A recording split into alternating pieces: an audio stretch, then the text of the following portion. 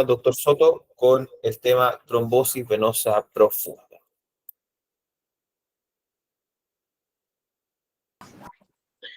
Ok, ¿me escuchan? Fuerte y claro, ya. Ok, denme un segundito, que tengo que salirme para activar el micrófono. Bueno, buenas tardes. Bueno, ya había dicho el doctor Leonidas Rojas, yo soy becado de tercer año de urgencia de la Universidad Autónoma. Y hoy vamos a tocar un tema bastante interesante, un tema que tiene muchas incógnitas. Y de hecho partió toda esta revisión y este análisis de respecto a este tema, partió de esa incógnita. ¿Qué hacemos? ¿Cuándo lo hacemos? ¿Cómo lo hacemos? ¿Qué dice la literatura hoy en día con respecto a esto? ¿Qué estudios se han realizado? Etcétera.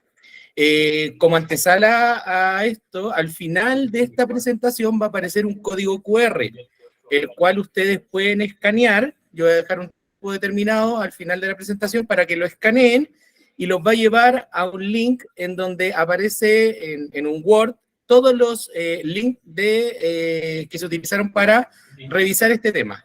Ustedes se meten en ese Word, le dan clic sobre el link y los va a llevar directamente a la página, ¿ya?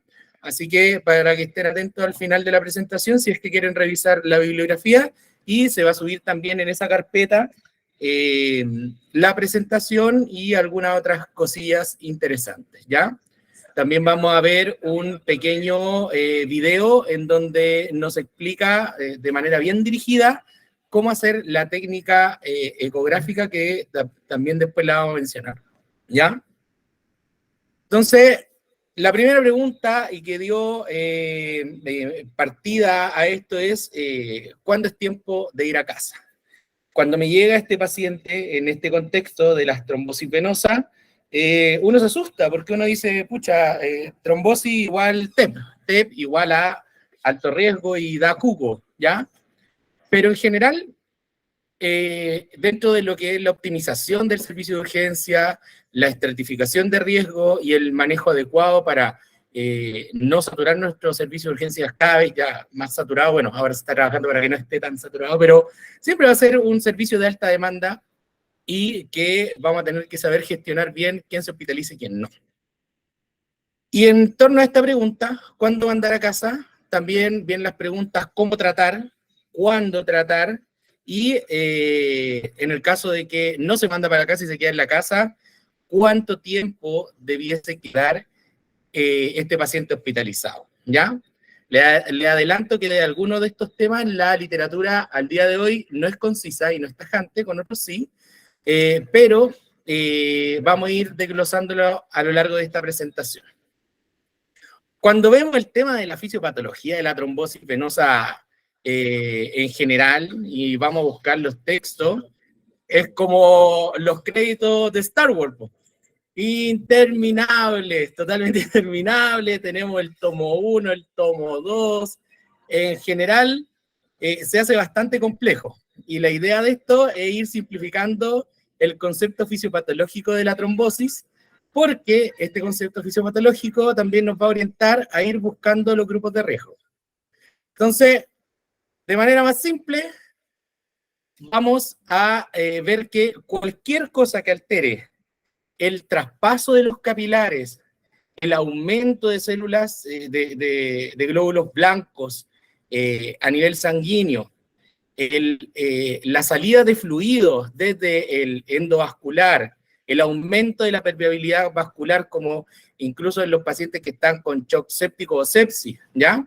O cualquier patología inflamatoria va a generar una respuesta de acúmulo de glóbulos rojos y también hay alteraciones anatómicas como las varices, etcétera, que van a propiciar esto, más la tortuosidad propia de los vasos, van a propiciar que se genere, en resumidas cuentas, una éstasis sanguínea. ¿Y qué es esta éstasis sanguínea, valga la redundancia? Más que nada que el flujo se ve un poco detenido o disminuido en relación al flujo propio del sistema venoso, y ocurre en la circulación venosa porque es una circulación de bajas presiones en comparación a la arterial.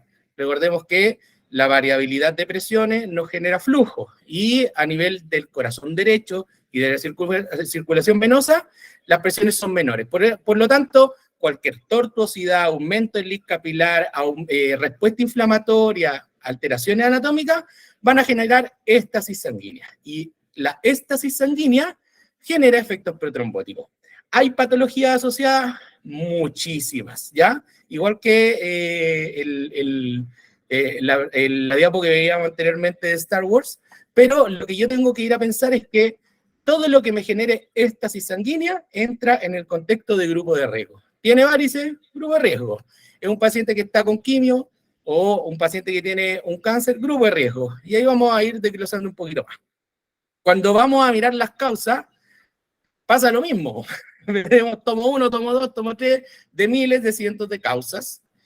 ¿Y qué hago? Y ese es solo el manual de bolsillo. Chuta, ¿cómo logro en el servicio de urgencia tener un patrón rápido de pensamiento y tratar de decir rápidamente, ya, esta causa es de más riesgo que la otra? Bueno, la idea es facilitarlo y tenerlo sobre la mano y pensar, primero, inmovilidad. Todo paciente que está con inmovilidad es un paciente que tiene mayor riesgo de hacer trombosis. En esto entra el paciente postrado, el paciente encamado, o el paciente quirúrgico que no se puede mover, que estaría en el mismo contexto del paciente encamado, pero aparte es quirúrgico, entonces sube un poquito más el riesgo. Cirugía o trauma, sobre todo traumas o intervenciones quirúrgicas en relación a lesiones de huesos largos, pero todo paciente que está operado o ha tenido un trauma va a ser un paciente en donde va a haber un riesgo de lo que le había dicho anteriormente, éstasis sanguínea. Puede asociarse la tortuosidad porque tenía varices, o asociarse una patología extra, sí, y le da más riesgo, pero mi pensamiento siempre va a ir cirugía o trauma. Hormonas, tratamiento hormonal de distinto tipo, ¿ya? Indistintamente hay una prevalencia en el sexo femenino, pero indistintamente sexo femenino, sexo masculino, porque hoy nos podemos topar con tratamientos hormonales de distinta índole a nivel del sexo masculino en transiciones por alguna otra terapia que hoy en día se están suscitando.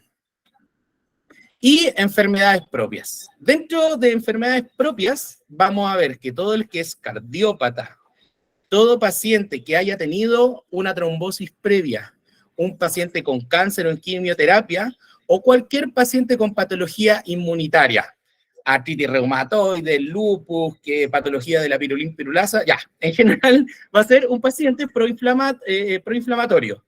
Va a generar éstasis sanguínea.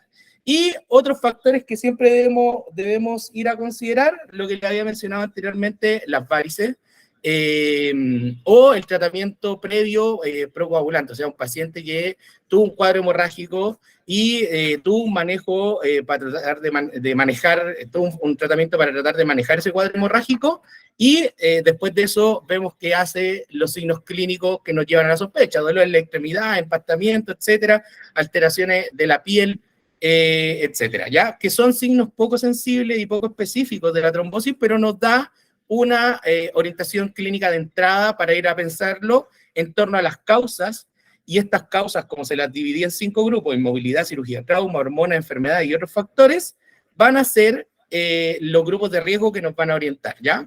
Consumo de droga, OH también puede estar asociado, también procedimientos invasivos que traerían otros factores, como haber sido un paciente que se le puso un catéter venoso central, etcétera.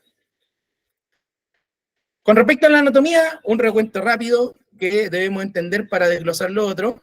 Tenemos sistema venoso profundo y superficial. Podemos dividirlo también en distal o proximal, ¿ok? Pero lo principal es que tenemos que entender que todo lo que está desde la vena poplitea para arriba, ¿ya? Como dice aquí el dibujito, no sé si se ve la flecha, ¿se ve? Sí. No tengo puntero acá, ¿sí? A ver. No. Lápiz, no hay puntero, ya no importa. Pero se ve la flechita. Ok.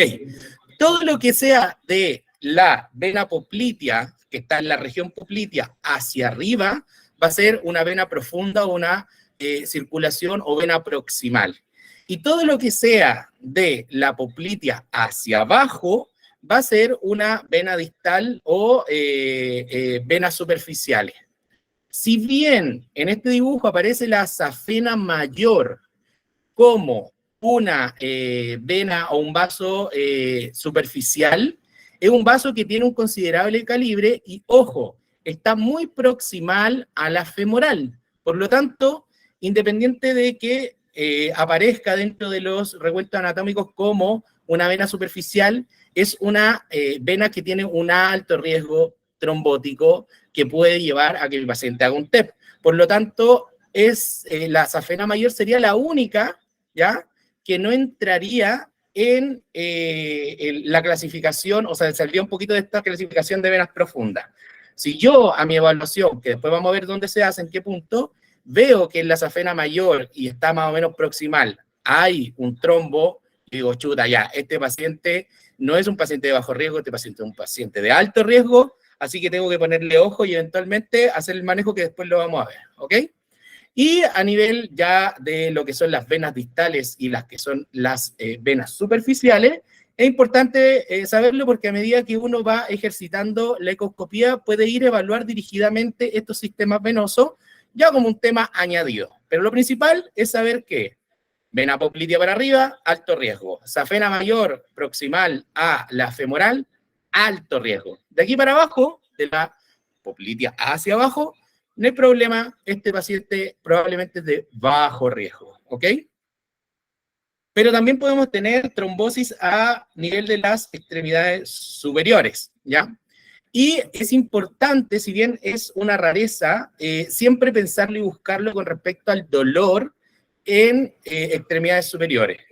Y dentro de eso va a ser en el contexto de los pacientes de riesgo que habíamos mencionado y también con respecto a las personas que realizan ejercicios repetitivos, de movimiento repetitivo, levantamiento de pesa, etcétera. El beisbolista, el basquetbolista, el que hace levantamiento de peso muerto, puede tener una trombosis a nivel de las extremidades superiores y también vamos a clasificarla entre venas superficiales y profundas. En general, lo que vamos a ir a mirar cuando, o que nos interesa ir a mirar cuando realizamos nuestra evaluación, es que evaluemos primero la fosa axilar y buscar la vena axilar también en la región anterior de la unión entre lo que es la extremidad superior y el tórax. Podemos ir buscando la vena axilar, las venas braquiales, y ya podríamos considerar dentro de la evaluación de riesgo las venas radiales y la cubital también como una vena profunda que tiene un considerable calibre y podría ser de mayor riesgo, considerando que la extremidad superior es mucho más cercana a la circulación pulmonar y podría también estar asociada a un TEP, ¿ya? Entonces, antes de ir entrando lleno al tema, y después de que vimos un poco de las causas, la fisiopatología, que el concepto de fisiopatología es éstasis sanguínea, todo lo que me genere éstasis sanguínea, y de ver algunos recuentos anatómicos, vamos a hablar de algunas definiciones. 3 definiciones. Trombosis venosa profunda, ya sabemos, por arriba de la poplitea. Trombosis venosa superficial, por debajo de la poplitea. Tromboflebitis, y este es un concepto para debate, para discusión. Me gustaría ver también la percepción que tienen algunos, pero lo que dice la literatura es que vamos a dividirla en 2 grupos, la que es mayor a 5 centímetros y la que es menor a 5 centímetros, ¿ya? Y después vamos a ver qué es lo que dice la literatura con respecto a esto sobre el tratamiento.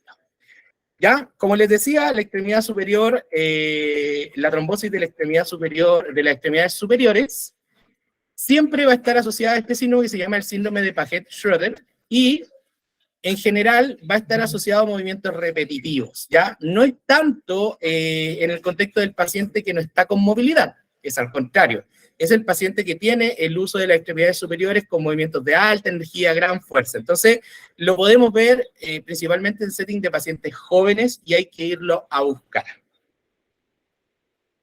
Ok, con respecto al diagnóstico, siempre nace desde el concepto y la sospecha clínica con el grupo de riesgo. Esas son las 2 cosas. Tengo la sospecha clínica, dolor desproporcionado, alteraciones, con respecto a la temperatura, empastamiento, aumento de volumen, inflamación, etcétera, pero lo principal es el dolor desproporcional. Dolor intenso de manera súbita en un paciente de riesgo ya me eleva la sospecha de lo que es la TBP y entro en el carril de lo que es la trombosis venosa, profunda o superficial. Entonces, nuevamente, grupos de riesgo, inmovilidad, cirugía, trauma, hormonas, enfermedades y otros factores.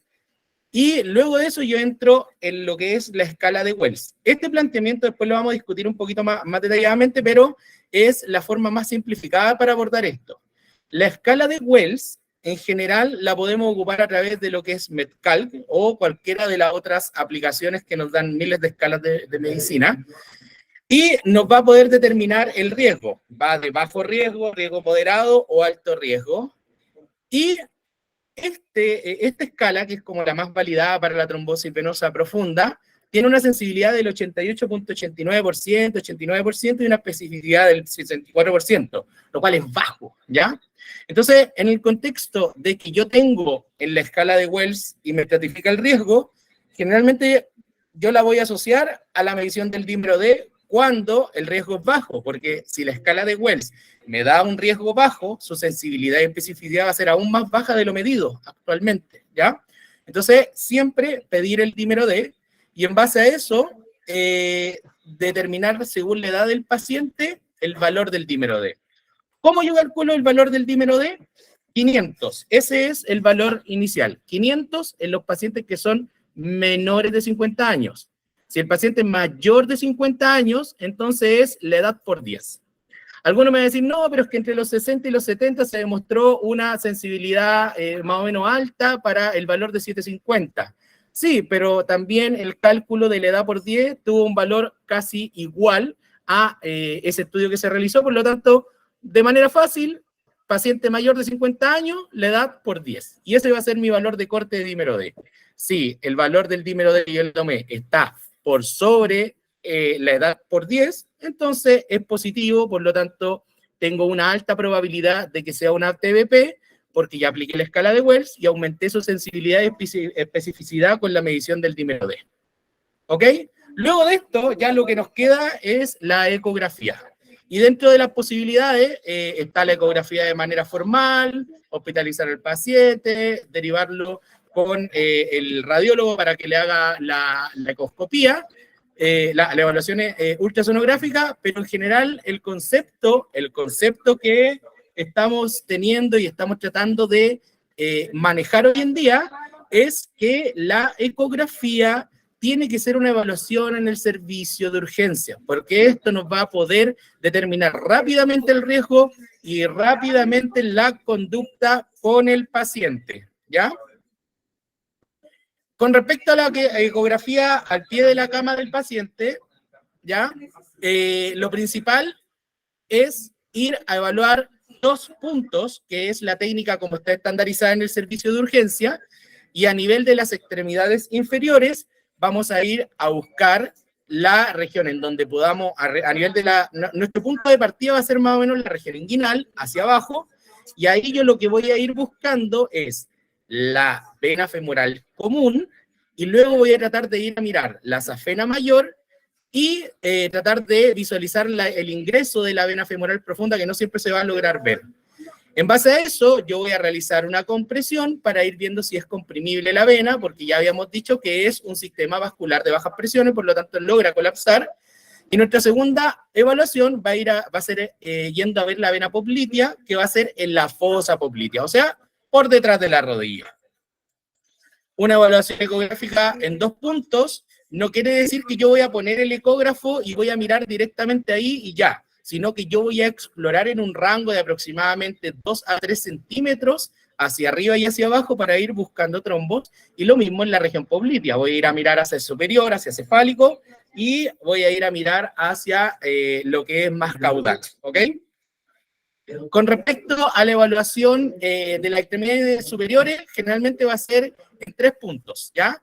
En la fosa axilar y región anterior, como lo vemos acá, ¿ya? Vamos a ir a evaluar las venas braquiales, y esto ya es un poquito más complejo porque tenemos que irla buscando más que nada con la extremidad mirando hacia anterior, o sea, la palma de la mano mirando hacia anterior, y sobre la cara anterior de el brazo voy a ir buscando estas venas braquiales y comprimiéndolas, ¿ya? Generalmente se encuentran bien juntitas y se logran evaluar de manera rápida, y luego la evaluación directa de las venas radiales y cubitales. Esto en el caso del síndrome de Paget-Schroeder, en el caso de que lo sospecháramos, ¿ya? Con el setting que habíamos mencionado anteriormente. Y la técnica, en el tema práctico, les voy a dejar un video que lo explica de manera más concisa con un paciente al lado, cómo se realiza este del equipo Sonosite, ¿ya? Los dejo un ratito aquí con el video. Deep vein thrombosis. So this is a well-established practice of ultrasound. We're going to do a modified version of it for the ED exam, though. To set up for this examination, you want to tilt the gurney so that you're in a reverse Trendelenburg. So this encourages venous distension in the leg, so it's easier to visualize the veins with ultrasound. We're going to use a linear transducer for this examination, and the views that we do for this exam will just be in a transverse orientation only. So when you're setting up for this examination, make sure the orientation marker, again, is to the right. For this examination technique, we're going to use a compression technique where we just slightly compress the vein with some downward motion. When you set up the exam on the system, just select the exam key. Then from your menu, select the venous exam type and hit select. When you do this, you're optimizing the system so it's automatically configured for your best resolution of the veins. We're going to use a little bit of ultrasound gel, and we're going to assess two areas, the femoral area and the popliteal area. I'm going to start with the femoral area. We're going to place the ultrasound transducer at the inguinal crease in a transverse view. When I do this, immediately below the transducer in the ultrasound image, I'm going to see two anechoic structures. The one that's going to be more medial is the common femoral vein. The one that's more lateral is the common femoral artery. The way I can landmark this is by looking for the junction with the saphenous vein, or the long saphenous vein. And we see this emptying into the anterior aspect of the common femoral vein. And in this image, we actually see the venous valves separating the long saphenous and common femoral veins. So at this point, what I do is I just use my compression technique. So I just push with the transducer down until I see both walls of the vein coapt or touch and meet each other. If I get a complete coapt like this, I know there's nothing between those two walls. So there's no venous thrombosis in the vein. So again, just compress down until you see those two walls meet completely. You'll see that the artery does not compress and is pulsatile beside the vein. Now that you've identified your landmarks, you want to do a thorough evaluation of that area. So again, placing the transducer at the inguinal crease, we're going to compress the area of the common femoral vein. We want to move a few centimeters proximal to this, so superiorly on the body, and we'll start a compression technique, making sure that those walls collapse completely, and we just work through this area, compressing every centimeter. We see our common femoral vein and saphen junction here, and we can continue compressing just a few centimeters below this. On the ultrasound, we've seen a division to superficial femoral artery and profunda artery, just lateral to the vein. And then we should see the vein divide to femoral vein and profunda vein. Again, compressing all the way down until you see this junction. From here, I'm going to move down to the popliteal region. Just move the system down towards the knee, and we're going to actually go behind the knee, putting the transducer into the popliteal fossa. Once you've identified the popliteal artery and vein, mid-popliteal fossa level, you want to evaluate above and below this area to make sure you evaluate all those areas for deep vein thrombosis. So we're going to start mid-level and just work our way superiorly in the leg. the superior aspect of the popliteal fossa, compressing all the way. We go up a few centimeters, and then we start to move down the leg, compressing into the inferior aspect of the popliteal fossa. Again, making sure that those vein walls actually touch and meet each other. So we know that there's no deep vein thrombosis that's fresh, which would be hypochondrial, would be difficult to see if we did not do this compression technique.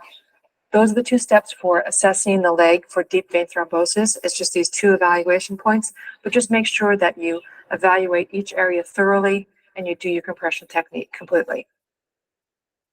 Ok, ¿me escuchan, cierto? Ya, genial. Entonces, como ven en el video, no es solo ir a buscar un punto, sino explorar ese punto, ¿ya? Hacia proximal, hacia distal, en la región inguinal y en la región poplitea. Entonces, hay dos conceptos que quiero que queden claros en esta presentación. Si yo evalúo la vena poplitea y ella no está compresible, o sea, no colapsa la vena, eso es igual a trombosis venosa profunda, ¿ya? ¿Por qué? Porque es un vaso de gran calibre. Si la vena poplitea yo logro comprimir y colapsa totalmente, entonces quiere decir que yo no tengo una trombosis venosa profunda, probablemente, una alta probabilidad de que no la tenga, y tengo dos posibilidades. Una, de manera diferida, ojo, ese paciente ya de por sí no se hospitaliza. De manera diferida, lo que yo voy a hacer es hacer una evaluación exhaustiva de la circulación más distal y superficial, o derivar de manera diferida a una ecotomografía formal con el especialista. Son las dos posibilidades. Eso va a ir en relación a cuánto uno vaya entrenando la ecoscopía y a medida que lo va realizando. ¿Mm? Sí, no, está bien. Entonces, primero, la primera pregunta a responder con el eco: suprapoplitea, infrapoplitea. Si la ecoscopía me sale positivo para una TBP suprapoplitea, entonces ese paciente, visto bueno, se queda hospitalizado. Si, si la lesión es infrapoplitea, o sea, un dislike, ¿ya? Entonces este paciente se va para la casa. Y ese es el concepto que quiero que tengamos. Este paciente se mandaría para la casa, pero no se manda así como así, sino con un tratamiento que vamos a hablar más adelante. Entonces, en general tenemos nuestro grupo de riesgo, tenemos escalas, tenemos el dímero D y tenemos la ecoscopía. Y la ecoscopía es empezar a hacer el uso de esta técnica en estos dos puntos para decir este paciente se hospitaliza o no. ¿Ya?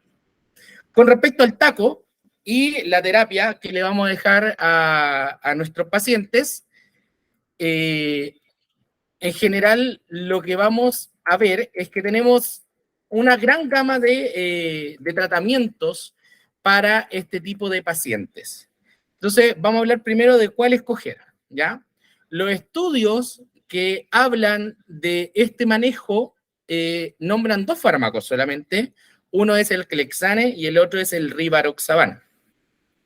Y cuando los vamos a comparar, en general hay patologías procoagulantes, ¿ya? Y la warfarina y el acenocumarol, en general son fármacos que necesitan evaluación continua de valores de sangre, son dosis muy variables, tienen mayor riesgo de hemorragias y tienen como muchas limitaciones en sí y no entrarían como una posibilidad en el manejo de estos pacientes. En cambio, los fármacos del grupo de la Pixaban, el Dabigatran, el Rivaroxaban, etcétera, son fármacos mucho más amigables, son fármacos que son muy buenos en la patología de manera transversal y general en patologías procoagulantes, y no tienen grandes interacciones, tienen una dosis fija, y todos los estudios han demostrado un menor sangrado, ya prácticamente nada, 1%, 2% entre los pacientes estudiados. Entonces, en general, es un fármaco bastante bueno. Y si alguien me dice, chuta, pero es que es mucho más caro, me di la pega de investigar por Cenabast, y el bioequivalente del Rivaroxaban tiene un precio muy similar al de la warfarina. Por lo tanto, en general, tampoco sería un gran costo para los servicios el poder hacer uso cada día más del rivaroxaban en este setting de paciente, ya que necesitamos facilitarnos la vida a nosotros y facilitarle la vida también al paciente, ¿ok? Entonces, el uso de los fármacos que vamos a tener van a ser solo dos, Clexane, que es la enoxaparina, y va a ser el rivaroxaban, o cualquiera de los otros si contáramos con ellos, ¿ya? Pero el estudio está hecho con rivaroxaban por si acaso. Y lo que va a marcar la diferencia entre suprapoplitea, infrapoplitea, trombosis superficial, etcétera, o trombosis profunda, superficial, o de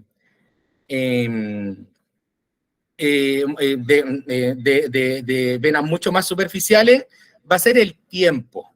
Y aquí es donde a veces cae un poquito el debate de qué es lo que yo voy a hacer. Entonces, el tiempo me lo va a determinar, como tiene este triangulito, la patología asociada. Si ven acá, dice TEP debido a un factor de riesgo mayor y transitorio, o una paciente femenina con TEP que toma terapia hormonal, hasta factores de riesgo menor y transitorio, etc. En general, sí, mientras mayores factores de riesgo asociados con patologías crónicas, mayor va a ser el tiempo de tratamiento. Y el corte va a ser en que todo paciente con una trombosis venosa profunda, con una trombosis venosa de bajo riesgo, o sea, infrapoplitea, va a llevar un tratamiento inicial de 3 meses solamente. El paciente que tiene una trombosis venosa profunda, o sea, suprapoplitea, va a ser un paciente que va a tener que completar un tratamiento de 6 a 12 meses, ¿ya? Con el anticoagulante. Entonces, en general, el factor aquí, más allá del anticoagulante que yo voy a utilizar, más allá del taco que quiero usar, va a ser el tiempo que yo le voy a dejar al paciente. Entonces, nuevamente, manejo inicial con todo. Si es suprapoplitea, hospitalizar, se le deja una dosis de Clexane o enoxaparina a 1 miligramo kilo dosis cada 12 horas. O sea, supongamos el paciente pesa 80 kilos, yo le voy a dejar 80 miligramos cada 12 horas subcutáneo a este paciente. Yo sé que algunos me van a decir, oye, pero si es grande la trombosis, etcétera, y el riesgo es alto, podríamos dejarle la Vic de Parina. Sí, la literatura la menciona, pero en el contexto de los servicios de urgencia no es algo muy rentable. Tenemos mucho paciente y tenemos un personal que tiene que hacer miles de cosas, entre eso el personal de enfermería y TENS, y nuevamente la idea es simplificarnos la vida y simplificársela al paciente. Entonces estar tomando constantemente parámetros de coagulación, TTPK, todo el rato para poder ir regulando un poco la Vic de heparina, no sería bueno. Solo podría considerarse el uso de la heparina sódica en un paciente que tiene una velocidad de filtrado glomerular medida por método MDRD menor a 30. Si no, listo, enoxaparina para todo, ¿ok? Y en ese caso, también sería un poquito más simple la vida, porque la dosis que dejaríamos de heparina sería 5.000 unidades subcutáneas cada 8 horas, ¿ok? En el caso de que fuera infrapoplitea, aquí se complejiza un poco, pero se nos hace más la vida a nivel de la urgencia, porque el estudio habló de que se le tiene que dejar una dosis de Clexane, lo mismo, a 1 miligramo kilo dosis. O sea, si el paciente pesa 80 miligramos, le dejo los 80 miligramos de Clexane en una dosis y le inicio inmediatamente el rivaroxaban y lo mando para la casa. ¿Y cómo va a ser el manejo con respecto al rivaroxaban? En el servicio de urgencia yo le administré el Clexane y le voy a dar 15 miligramos de rivaroxaban, ahí, en el servicio de urgencia. Y le voy a decir al paciente, caballero, usted o señora o señorita, usted va a tomar rivaroxaban 15 miligramos cada 12 horas por 21 días, ¿ya? Entonces el manejo inicial va a ser el rivaroxaban de 15 miligramos cada 12 horas por 21 días. Y luego se hace el traslape a rivaroxaban de 20 miligramos una vez al día por 3 a 6 meses, ¿ya?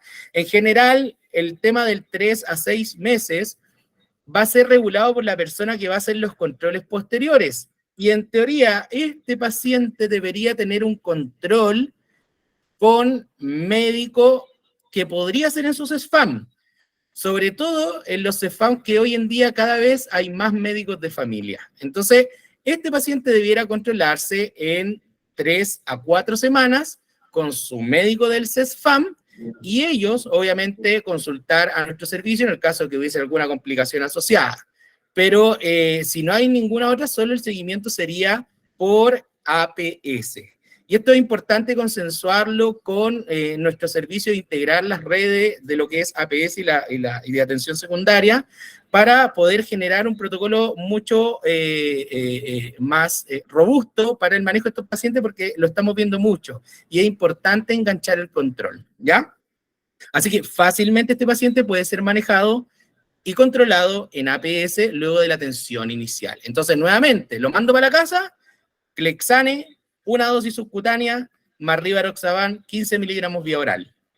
Luego de eso, le digo, caballero, señora, señorita, un comprimido de Rivaroxaban de 15 miligramos cada 12 horas por 21 días, y luego va a completar Rivaroxaban 20 miligramos día por 3 meses. La extensión de la receta hacia los 6 meses lo va a determinar el médico en el control. ¿Ok? Pero, ¿y las tromboflebitis? Y aquí viene todo el debate y el tema de que no, si la podemos, no la podemos, etc. Bueno, ya habíamos hablado que en la tromboflebitis, en las clasificaciones estándar que vemos en la literatura, nos dice, ya, si es igual o mayor a 5 centímetros, sí, se le pone taco. Si es menor a 5 centímetros, la literatura dice, podría ser que no se beneficiara de taco. El tema que aquí ocurren 2 dificultades, y esta es una opinión más personal, no es algo que esté estandarizado, porque la literatura dice eso, mayor a 5 sí o sí taco, menor a 5 podría no necesitarlo y manejo con analgesia y medidas físicas, etc. Pero la primera dificultad en el servicio de urgencia, recordemos que estamos hablando de servicio de urgencias, es, ¿voy a estar midiendo los 5 centímetros de la tromboflebitis? La segunda, voy a estarme complicando con respecto a el tratamiento para poder definirlo y si está, es que está en 4.8, chuta, ya, no, es que puede o no puede, es algo súper difícil de determinar. Entonces, en este contexto, la literatura me dice, tromboflebitis lleva tratamiento, preferencialmente con Rivaroxaban, 15 miligramos vía oral, día por 45 días. Entonces, en el contexto de que yo estoy evaluando a un paciente que tiene una trombosis venosa, infrapoplitea, y yo determiné que es una tromboflebitis, anticoagúlenla con Rivaroxaban 15 miligramos vía oral día por 45 días, independiente de la medida que tiene, y control en APS, ¿ya? Ahora, ojo, las tromboflebitis generalmente van a estar asociadas a venas superficiales que vimos anteriormente, o sea, las que están por debajito de la piel, ¿ya? No están insertadas hacia la musculatura, sino que están por debajito de la piel, o sea, aproximadamente 2 a 5, a lo más 2 a 5 centímetros de profundidad, no más que eso. Generalmente las venas más profundas las vamos a ver por debajo de los 5 a 8 centímetros, ¿ya? Eso es súper importante, excepto en la boca pública, que se puede encontrar aproximadamente a 4 o 5 centímetros. Ya, pero eso es un tema ya más específico, depende de la masa muscular, grasa, etcétera, del paciente. Entonces, en general, mi opinión personal con las tromboflebitis es que indistintamente que sea mayor o no a 5 centímetros, yo no la voy a ir a medir. Veo que ya no está asociado a vasos más profundos a nivel infrapopliteo, entonces le dejaría los 15 miligramos vía oral día por 45 días, ¿ya? Entonces, en general, el manejo debería ser que todas las trombosis se anticoagulan. Entonces, sigamos. En resumen, todas las trombosis venosas se dejan con taco, independiente si es tromboflebitis, trombosis infrapoplitea o suprapoplitea, debe llevar taco. Solo las suprapopleteas se deben hospitalizar, y aquí viene otro concepto, ¿cuántos días lo hospitalizamos? Con respecto a cuánto tiempo yo lo voy a hospitalizar, la literatura no es muy concluyente con esto. Algunos hablan de 72 horas, otros hablan de 7 días, pero en general esto debe ser sujeto a protocolos locales. Importante tratar de trabajar en eso y definirlo cuánto tiempo vamos a dejar hospitalizados a estos pacientes. Y también, obviamente, esto requiere una evaluación clínica día a día del paciente. Si este paciente está con disnea, dolor torácico, no, pero ya cumplió las 72 horas, lo mando para la casa. No, o sea, este paciente probablemente tiene un TEP, ¿ah? Y tengo que hacer el manejo de TEP, ¿ok? Y siempre considerar que la ecoscopía es la herramienta de elección. Tiene una sensibilidad que oscila por operador dependiente del 91% y una especificidad del 97%. A diferencia de todas las escalas y del dímero D que mencionamos anteriormente, es lo más sensible y específico que hay hoy en día para poder determinar una trombosis venosa profunda. Entonces, el uso de la ecografía para evaluación del sistema venoso periférico en el contexto de este paciente es lo que deberíamos empezar a hacer. ¿Por qué? Porque con el planteamiento del enfrentamiento que les voy a decir ahora, tenemos dos caminos. El primer camino, en relación al resumen de lo que hemos revisado, es que tengo la sospecha clínica más grupo de riesgo. Aplico escala de Wells y me va a determinar si es riesgo bajo, moderado o alto. En el caso del riesgo bajo, tomo dímero D, y en el caso del riesgo alto moderado, me voy directamente al eco, ¿ya? Si el dímero D medio alterado, medio elevado, también voy a hacer eco, y en general la pregunta que iba a ser, ¿tiene el trombo o no tiene el trombo? No tiene el trombo. La probabilidad de que este paciente tenga una trombosis venosa es baja, y tengo que ir a buscar otras causas que me hayan elevado el dímero D. Y eso me oscurece un poquito el diagnóstico y el enfrentamiento de este paciente, porque me lleva a ir a sospechar otras cosas, ¿ya? Que es poco probable, ¿ok? Ya, si tengo un Wells positivo con dímero D positivo, la probabilidad de que tenga la trombosis es relativamente alta, y la ecoscopía solo es para ir a determinar si está supra o infrapoplitea, ¿ya? Independiente si vi a nivel femoral que no tiene trombo, vi a nivel popliteo que no tiene trombo, y no tengo la expertise para poder buscar más hacia distal las trombosis, este paciente igual tiene una TDP y debo manejarla como infrapoplitea, ¿ya? Sí, espero que se entienda eso. Entonces, si no es así, busco otras causas y trato como una TBP infrapoplitea. Pero si tiene el trombo, vamos a estratificarle lo que era suprapoplitea, infrapoplitea, y el manejo va a ser hospitalizar, Clexane, etcétera, como lo habíamos mencionado anteriormente. Si es infrapoplitea, Clexane una dosis, Rivaroxaban y para la casa, con las indicaciones que ya habíamos hablado anteriormente. Pero todo este camino pudiésemos ahorrarnos si es que ante la sospecha clínica más grupo de riesgo realizamos ecoscopía inmediatamente. Entonces, en este contexto, yo planteo esto cuando ya hay yo no me considero experto en evaluación de trombosis venosa periférica todavía. Mis profesores, los urgenciólogos de este servicio son muy buenos en esta área, pero en general el camino debiese ir orientado a que yo tengo la sospecha clínica más grupo de riesgo, hago ecoscopía inmediatamente y me salto todo el otro proceso y disminuyo los tiempos de atención, soy mucho más preciso, aplico un examen que tiene una sensibilidad y especificidad alta, más alta que todo lo demás que habíamos mencionado, y logro tomar una decisión rápidamente.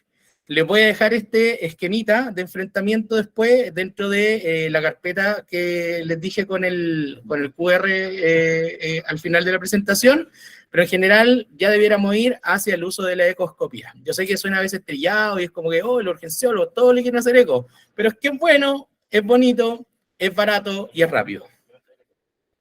Muchas gracias. Y en este código QR van a poder acceder a la carpeta en donde también les voy a subir más cositas que quiero editar para que queden bien bonitas. ¿Dudas, preguntas, consultas?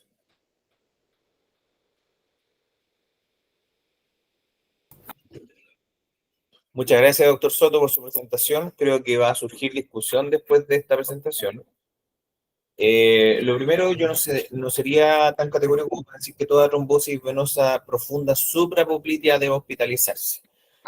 Si tenemos una trombosis venosa profunda de la vena femoral profunda o la vena femoral superficial, lejos de la ilíaca, no es necesario hospitalizarlo. Puedo mandarlo de forma ambulatoria de inmediato. ¿Cuáles yo les diría que hay que hospitalizar? Las iliofemorales sí. las que comprometen la ilíaca, perfecto, hay que hospitalizarla. ¿Cuánto tiempo se le deja tratamiento anticoagulante por vía subcutánea? Todavía está en duda, pero en general lo dejamos 48 a 72 horas hospitalizado y después lo mandamos con rivaroxaban a la casa. No es necesario dar una dosis de heparina de bajo peso molecular antes de iniciar el rivaroxaban. Recordemos que el paciente ya viene un par de días en general con estas molestias. Es que espere 2 horas que le haga efecto el rivaroxaban, no pasa nada. Así que lo podemos mandar con rivaroxaban de inmediato al domicilio. Hay pacientes que no serían candidatos al rivaroxaban y los anoté acá porque, o sea, no al rivaroxaban, no, ambulatorio. Primero, el paciente que tiene apoyo domiciliario pobre, o sea, el paciente que vive solo, el paciente que de repente es añoso y no tiene cómo tomarse los medicamentos, ese probablemente no sea candidato a rivaroxaban de inmediato. El paciente tiene un dolor intenso, porque dolor intenso muchas veces vamos a tener que manejarlo hospitalizado para manejar el dolor.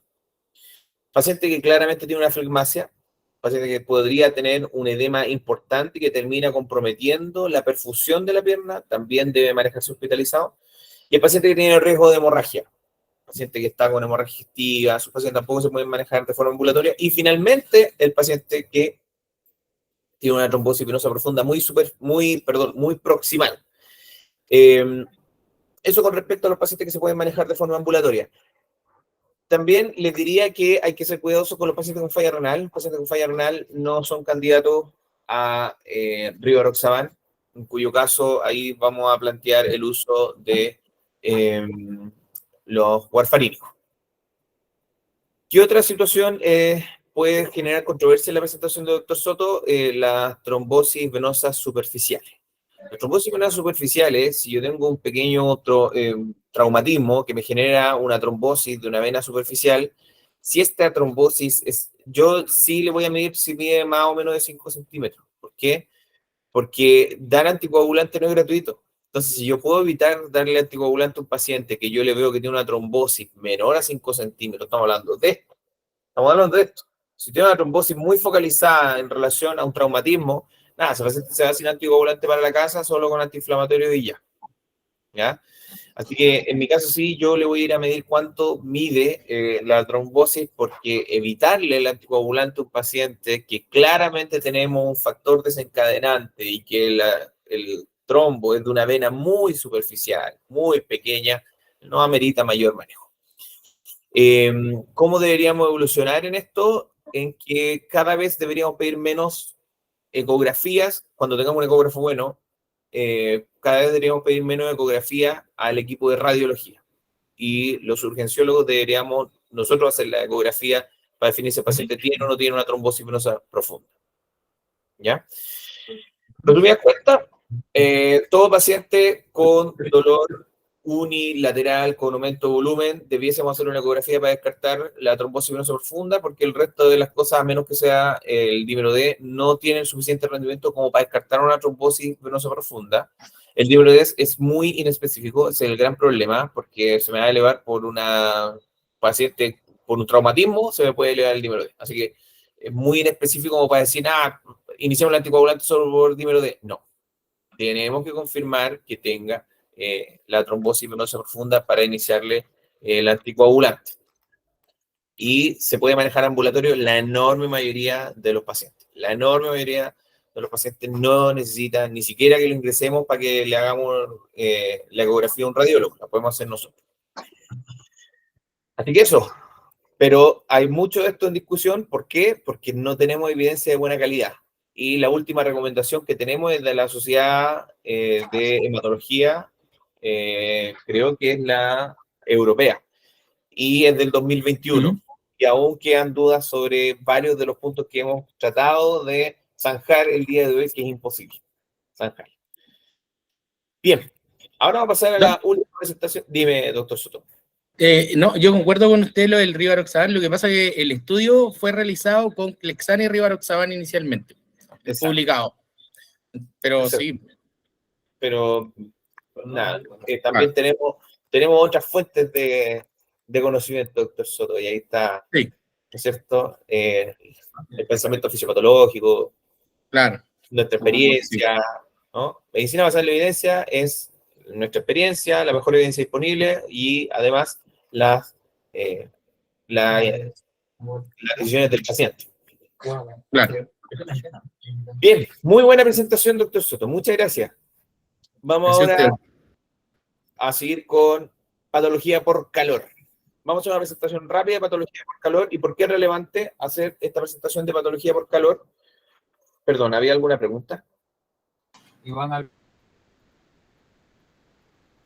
¿Había alguna pregunta? Perdónenme, a lo mejor hay una mano. Bien, Iván Ávila tiene una pregunta que hacer. No quedó claro, solo estaba haciendo otra cosa. Ah, ya, perfecto. Era Pero la... quedó súper claro. Muchas gracias por la presentación. Ah, ya. Gracias, Iván. Bien, pasamos entonces a patología por calor y es relevante porque esta semana se nos viene una semana con mucho calor. Los 3 puntos principales que les quiero transmitir. Primero, aprendamos a reconocer la población de riesgo. La población de riesgo es los pacientes que hacen ejercicio con calor y las personas adultas, persona mayor, perdón, ya no es adulto mayor, persona mayor que está encerrada en algún lugar. Puede ser en su habitación, que no tiene una buena ventilación, que no tiene sistemas para ventilarse, para bajar la temperatura, etcétera, aire acondicionado, o personas que se quedan encerradas en un automóvil, mismo cuento. ¿Ya? Esas son las poblaciones de riesgo. ¿Cuándo vamos a sospechar el golpe de calor? Vamos a sospechar el golpe de calor en los pacientes que tienen, bueno, primero tiene que ser verano. Es muy raro el golpe de calor en invierno en otra instancia que no sea, perdónenme que ahí sí. Es muy raro en otra instancia que no sea tiempo de verano, ¿ya? Población de riesgo, es muy raro tener un golpe de calor, porque patología por calor podemos tener. Desde edema por calor, exantema por calor, paciente que se siente como medio agotado por calor, podemos tener, ¿no? Pero un golpe de calor es muy raro tenerlo en un paciente que no sea población de riesgo, o sea, en un paciente que no esté haciendo una maratón, que no esté trotando, se le haya ocurrido una buena idea salir a trotar distancias maratónicas a las 12 del día en un día con 36, 37 grados de temperatura. Esa es una población de riesgo, y la otra población de riesgo es el adulto mayor, que en general tiene múltiples fármacos que hacen que disminuya su capacidad para tratar de eliminar calor, y ahí tenemos los pacientes con beta bloqueo, los pacientes que usan medicamentos para el dolor como tramadol, etc. Hay un montón de pacientes con múltiples fármacos que pueden generar que disminuya su capacidad de eliminar calor. Y el paciente que tiene compromiso de conciencia. O sea, si tenemos verano, población de riesgo, hipertermia y compromiso de conciencia, tienen que sospechar un golpe de calor. Y una vez que hemos sospechado y diagnosticado el golpe de calor, tenemos que enfriar rápido. Y hay 2 métodos que nos pueden ayudar mucho, que es la evaporación, que nos puede incluso disminuir la temperatura en 0,5 grados por minuto, así que súper rápido, y sumergir, que eso es 1 grado por minuto. O sea, en 15 a 20 minutos el paciente ya podría estar, en menos, 10 minutos, podría ya estar con temperatura de 38 grados y significa que deberíamos dejar de sumergir. Así que es el tratamiento de elección. Bien, partamos diferenciando lo que es la fiebre de la hipertermia. La fiebre es porque el hipotálamo está generando un aumento de nuestro termostato finalmente y hace que nuestra temperatura aumente por varios mecanismos, tanto cognitivos como no cognitivos, desde los temblores a que si empezamos a sentir frío nos ponemos al sol, nos tapamos. Cuando tenemos fiebre, el paciente dice, uy, siento frío, se empieza a tapar. Y en realidad el termostato se elevó, o sea, el hipotálamo elevó el umbral de normalidad de la temperatura, haciendo que nosotros tomemos una actitud y tengamos temblores y varios mecanismos, se eleve el metabolismo, etcétera, para elevar la temperatura al nivel que el hipotálamo desea. Sin embargo, cuando estamos hablando de hipertermia, esta vez el hipotálamo no es el culpable. ¿Por qué? Porque puede ocurrir hipertermia por fenómenos internos, vale decir, un paciente que está con convulsiones persistentes, con un estatus convulsivo, perfectamente puede hacer una hipertermia. Y eso es por un fenómeno interno. por fármaco, un síndrome serotoninérgico, mismo cuento, también va a hacernos hipertermia, neuroléptico, etc. Y por fenómenos externos que puede ser más frecuente en este tiempo, que ocurre que tenemos un paciente que no logra deshacerse del calor excesivo que nos llega del ambiente externo. Nosotros podemos generar calor, podemos perder calor, pero no es que generemos frío o ganemos frío. No, es que está tomando mucho frío cuando sale a la calle. No, mentira, perdemos calor más rápido. ¿Y cómo perdemos calor nosotros? Por conducción, o sea, tomando contacto con otra superficie que esté más fría, nosotros vamos a transmitir nuestro calor a esa superficie que está más fría. Por convección, que es el contacto con líquidos o con gases, o sea, contacto con fluido. Por evaporación, y ese es el calor que se pierde cuando nuestros pacientes eliminan agua a través de la evaporación. También en ese proceso se pierde calor. Y por radiación, que es perder calor por vía electromagnética. Bueno, ¿cuándo ocurre la hipertermia? Ocurre la hipertermia cuando hay un desbalance entre la ganancia de calor, ya sea por proceso interno o externo, y nuestra capacidad de perder calor. ¿Ya? Ya vimos que tenemos la convección, etc. Un montón de fenómenos. La evaporación, cuando tenemos lugares con más de 35% de humedad, la evaporación se vuelve menos eficiente como método para perder calor.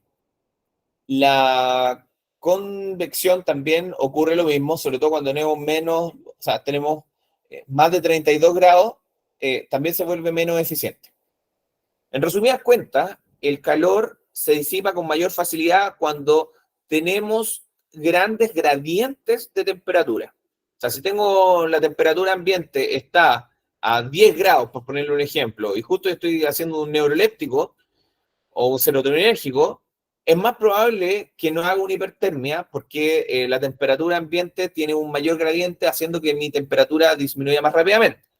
Sin embargo, si yo me pongo a caminar en un día de verano donde hay 35 grados, probablemente yo no voy a perder tanta temperatura con la evaporación. Sobre todo si es que con cualquier método, convección, evaporación, sobre todo si es que estoy tapado, ¿no? Si estoy con camisa, con pantalones, con toda la ropa, es más difícil que genere una evaporación que me permita eliminar la temperatura. ¿Ya? Entonces hay algunos mecanismos que si bien sabemos que nos sirven para eliminar el exceso de temperatura, hay fármacos que evitan que esto ocurra con facilidad y ahí tenemos principalmente los adultos mayores que pueden estar utilizando medicamentos anticolinérgicos, que pueden estar utilizando betabloqueadores, benzodiazepina. Todos estos medicamentos pueden hacer que disminuya mi capacidad de eliminar calor. Los ambientes húmedos también me impiden que yo disminuya el calor, ¿no? Si yo estoy con muchas capas de vestimenta, también vamos a disminuir la capacidad de perder calor por conducción. Y claro está, si tenemos temperaturas muy elevadas, también vamos a disminuir nuestra capacidad de perder calor, dado que hay menor gradiente de temperatura. Y llegamos entonces a los pacientes que son para nosotros de riesgo. ¿Por qué un paciente va a ser de riesgo, un paciente joven? Porque como ya vimos, nuestros mecanismos compensatorios pueden verse sobrepasados en ciertas condiciones. Y justamente estas condiciones se dan cuando tenemos un paciente joven trotando o corriendo, haciendo cualquier actividad física en un horario donde los mecanismos de compensación son menores. Por ejemplo, entre las 11 de la mañana y las 5 de la tarde, que es donde tenemos mayor temperatura, los pacientes jóvenes no debiesen hacer ejercicio físico menos expuestos al sol durante estos días. Justamente me tocó como becado de último año una de las corridas de la Maratón de Santiago, estar en la Clínica Santa María, donde estábamos recibiendo a los pacientes con patología por calor. Y ese año, ese último año que estaba de becado, ocurrió que cambiaron la maratón, en vez de que partiera a las 7 de la mañana, partió a las 9 de la mañana. Entonces alcanzaron a trotar en horarios donde hacía más calor. Se disparó la consulta por patología por calor. Tuvimos hasta un paro asociado a esta corrida. Si bien el paro fue por una patología aórtica, probablemente el calor algo tuvo que ver, porque recuerden que el calor genera hiperadrenergia y puede empeorar ciertas condiciones clínicas de base, como puede ser un infarto, una disección aórtica, pueden empeorar por la misma hiperadrenergia, porque genera taquicardia, porque genera aumento de las presiones arteriales, ¿ya? Bueno, esa vez se disparó la consulta por patología por calor respecto a los años anteriores, donde en la clínica también respondíamos a las urgencias que pudiesen ocurrir durante el proceso de la maratón. ¿Y por qué? Porque cambiaron el horario de la maratón un par de horas más tarde. Eso hizo que aumentara significativamente la cantidad de consultas. Tuvimos pacientes con miocarditis, tuvimos pacientes, muchos pacientes con patología, agotamiento por calor. Afortunadamente no llegó ningún golpe de calor, pero sí muchos agotamientos por calor cercanos al golpe de calor. Así que es relevante esta población, sobre todo cuando hace ejercicio en horas donde hace mayor calor. Y otra población que también la pasa muy mal son los adultos mayores. Ahora, los niños también la podrían pasar mal, pero en general tenemos una comunidad que cada vez está más atenta a evitar el sobreabrigo de los recién nacidos, los lactantes. Antiguamente, o sea, sobreabrigar a los lactantes y tenemos más patología por calor ahí. Pero en la actualidad no es tanto. En la actualidad es mayor el problema con los adultos mayores por la polifarmacia y además que no siempre tienen las condiciones necesarias para soportar el calor. No tienen el aire acondicionado, no tienen, a veces pueden quedar encerrados en algún lugar, automóvil, tienen disminución de la movilidad, tenemos pacientes cada vez más añosos que viven más, pero con más limitaciones, ¿ya? Así que esas son las dos grandes poblaciones de riesgo, los jóvenes que hacen ejercicio en un verano y los adultos mayores, ¿ya? Entonces, el primer concepto relevante a tener de esta presentación es que existe una población de riesgo que es la que tenemos que enfocarnos cuando tenemos una consulta en estos tiempos, que los pacientes que hacen ejercicio calor y la pacientes son personas mayores que se encuentran encerradas en algún lugar, sobre todo.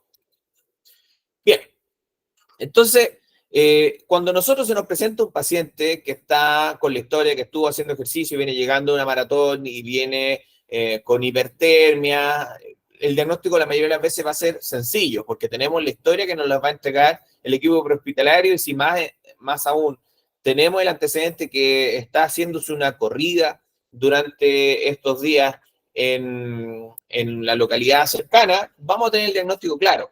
Cuando tengo la fortuna de hacer primeros auxilios durante la caminata no la caminata, sino que la procesión del Carmen. Tenemos mucha patología por calor, a pesar de que no estamos en pleno verano, ya sí vemos mucho agotamiento por calor, y el tratamiento es sacarlo del calor, ponerlo en un lugar frío, a veces le ponemos un poquito de suerito frío, sobre todo cuando ya hay síncope, le ponemos un poquito de suerito frío, con eso logramos bajar la temperatura sin problema. Pero el problema viene no solamente cuando tenemos el caso claro, que nuevamente tenemos un espectro de presentación de los pacientes con patología por calor. Y el espectro de presentación, tenemos el edema,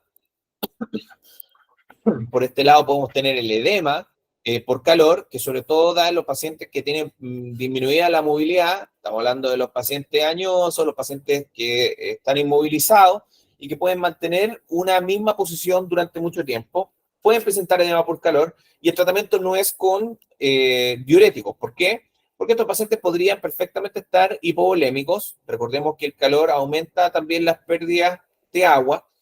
No es que se deshidrate mucho, pero pueden perder agua, y darle diuréticos sí podría desencadenar una mayor pérdida de agua y ahí sí que sería problema. Así que el edema por calor lo van a sospechar en el verano, paciente que no tiene insuficiencia cardíaca, para los urgenciólogos le hagan un ecocardio, ven un paciente con edema de extremidades, le hacen el ecocardio, el corazón tiene buena contractilidad y tenemos el antecedente que el paciente estuvo sentado todo el día con una alta temperatura, perfectamente eso es un edema por calor Y el tratamiento puede ser masaje, elevación de extremidades, disminuir la temperatura y ya.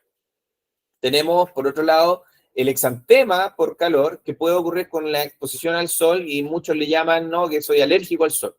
Eso es una cosa, pero otra es el exantema que se genera por el calor en pacientes que incluso pueden no estar expuestos al sol. El tratamiento es, nada, se puede aplicar un poco de antihistamínicos, si es que hay mucho prurito. Si no, el tratamiento va a ser nuevamente salir del calor.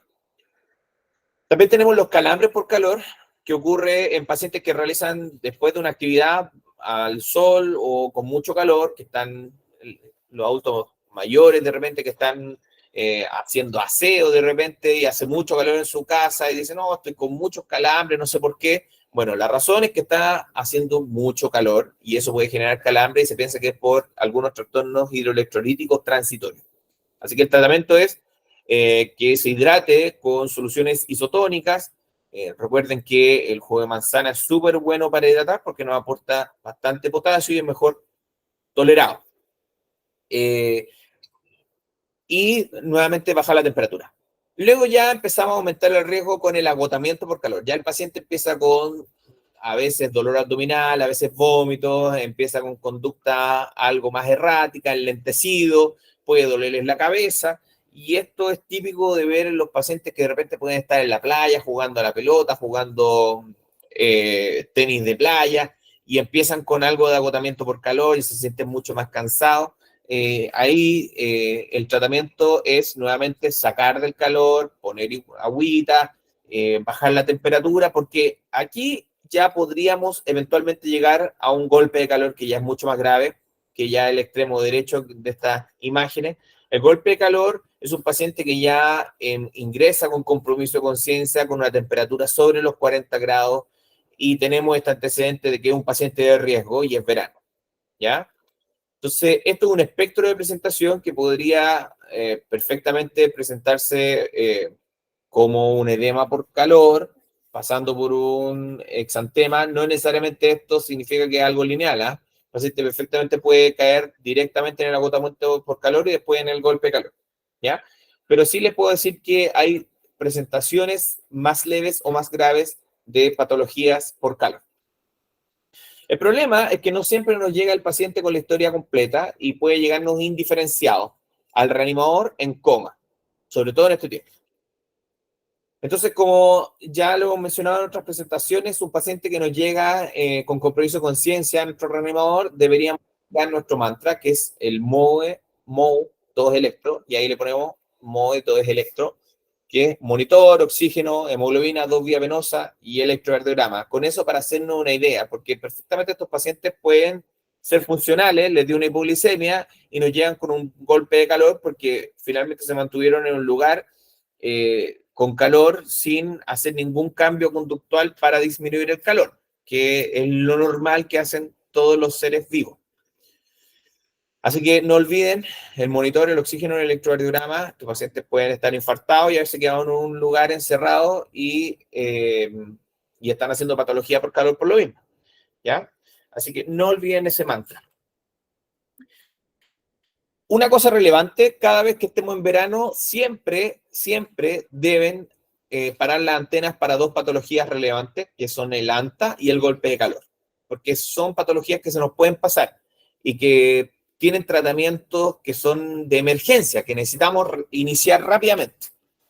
Si ahora le agregamos nuestra población de riesgo, pacientes que están haciendo ejercicio en horas del calor, pacientes adultos mayores, y además le agregamos que estamos con una ola de calor, y además le agregamos compromiso de conciencia, entonces tenemos el diagnóstico de golpe de calor.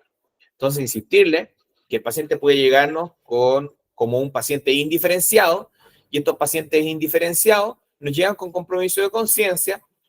Empecemos a unir los hilos cada vez que estamos con la historia de que es verano, tenemos un paciente de riesgo, tenemos una ola de calor y nos llega un compromiso de conciencia, sospechen el golpe de calor, ¿ya? Entonces, ¿cuáles son los mensajes que llevamos hasta el momento? Población de riesgo, ejercicio con calor, persona mayor encerrada.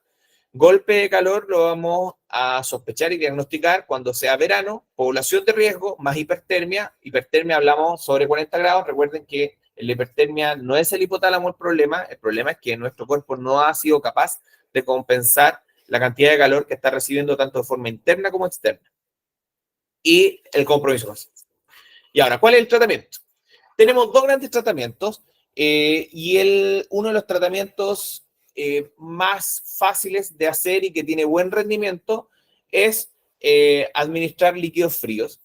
La administración de líquidos fríos por vía endovenosa hay que limitarla no más de 2 litros. ¿Por qué? Porque estos pacientes no están hipovolémicos necesariamente, están con calor. Si está hipotenso, prueben con líquidos fríos, pueden ser Ringer lactato o suero fisiológico. Traten de meterlo al refrigerador, traten de que esté a los 4 grados, 4 o 5 grados de temperatura y eso lo administran en bolo. ¿Qué va a generar eso? Va a generar vasoconstricción periférica también, así que va a disminuir la cantidad de calor que estábamos eliminando a través de la evaporación por la vasoconstricción periférica. Así que ¿tiene su efecto adverso? Sí, pero en general nos ayuda a bajar rápidamente la temperatura. Así que pongan líquido endovenoso por vía periférica y comiencen a humedecer la piel del paciente con agua tibia, ¿ya? Humedezcan la piel del paciente con agua tibia y pónganle ventiladores. El sistema de ventilación que ustedes deseen. Pueden poner un interno, tirándole airecito con algún cartón, perfecto. Ya los internos aquí saben que tienen que funcionar así, si es que tenemos algún golpe de calor. Cualquier método que tire aire al paciente con la piel húmeda nos va a ayudar a aumentar la pérdida de calor por evaporación, ¿ya? Hay otro método que es utilizar las bolsas mortuarias, ¿ya? Ustedes ponen, ¿qué es lo que necesitan para eso? Para esto, como Art Attack, necesitan agua, hielo, toallas para después secar al paciente y una bolsa mortuaria. La bolsa mortuaria nos ayuda porque evita que salgan líquidos desde la bolsa, entonces evitan que quede un desastre y que el líquido salga del paciente y quede con el paciente. Muchos le tienen miedo a las quemaduras por el hielo, pero en realidad lo van a tener poco tiempo y dado que la patología es de alto riesgo, hay que ponerlo lo antes posible y hay que bajar la temperatura lo antes posible. Poner la bolsa mortuaria, encima ponen al paciente y empiezan a llenar de hielo y agua para que el paciente tenga mayor superficie de contacto con la temperatura baja. Esto es un caso clínico real de un paciente traumatizado que quedó en un lugar con calor y llegó con un golpe de calor con temperatura de 44 grados al servicio de urgencia. Pusieron la bolsa mortuaria, lo llenaron de hielo y en aproximadamente 20 minutos ya lo estaban secando porque había logrado temperatura de 38 grados. Baja la temperatura súper rápido. Lo bueno de la bolsa mortuaria es que no hay que sumergir al paciente completamente y dado que es bien impermeable, no queda el desastre después del servicio. Podemos dejar la parte anterior libre para hacer la ecografía, para monitorizar. Hay que ponerle una sonda vesical. Recuerden que tenemos que ir monitorizando la temperatura del paciente. Así que una estrategia, ponerle un termómetro esofágico. Muchas veces no contamos con eso. Podemos ponerle un termómetro vesical, que es más sencillo de instalar, pero muchas veces tampoco contamos con eso. Por ende, la temperatura que se recomienda tomar es la temperatura rectal. Y hay que ir haciéndola de forma sistemática porque es fácil como nos podemos pasar hacia la hipotermia y no queremos tener un paciente hipotérmico, queremos un paciente normotérmico. Aquí vemos que después de ya llenar de hielo, de poner la sonda, está todo listo, le cierran la bolsa y queda con la terapia de enfriamiento, que como les digo, en este caso duró como aproximadamente 20 minutos, hasta que lograron los 38 grados. Algunas complicaciones que pueden ocurrir, no es infrecuente de que en el proceso de enfriamiento el paciente tenga una convulsión. El tratamiento de elección siguen siendo las benzodiazepinas, lorazepam, no hay problema, 0,1 por kilo. Si tiene una agitación peligrosa, recuerden que estos pacientes están con compromiso de conciencia, pueden utilizar ketamina intramuscular son 2 por kilo intramuscular, más que suficiente. Esto ya es más para manejo del servicio de urgencia de mayor complejidad. Si el paciente está con mucho temblor, pueden iniciar una infusión continua de dexmedetomidina. Esos en dosis pueden partir en 1 microgramo kilo hora y después ir titulando, ¿ya? Hacia la baja. Y si tienen un paciente que les llegó para intubar, lo intuban y pueden mantener la sedación con propofol como de elección. Si de repente está con mucho temblor en el paciente, podrían, siempre y cuando esté sedado, con propofol, iniciarle además más rocuronio, dosis de rocuronio para evitar que el paciente siga aumentando la temperatura con los temblores. ¿Por qué es importante manejar los temblores? ¿Por qué es importante manejar la convulsión, la agitación? Porque cada esfuerzo físico, cada contracción muscular que haga el paciente va a elevar la temperatura, así que hay que tratar de mantenerlo lo más estático y tranquilo posible.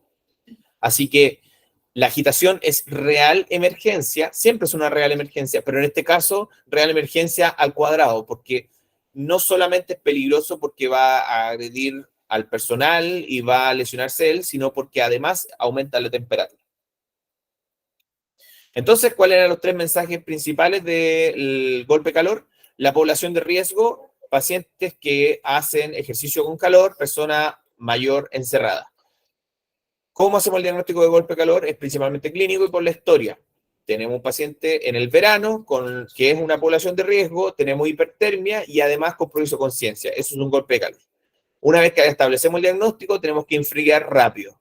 Podemos evaporar, podemos sumergir. Sumergir es el tratamiento de elección porque baja la temperatura mucho más rápido. Así que considérenlo, sobre todo en pacientes que están en coma, pacientes que tienen temperatura sobre 42 grados, consideren sumergirlo. Y con eso terminamos la presentación. Estamos abiertos a dudas, lo que quieran mencionarnos.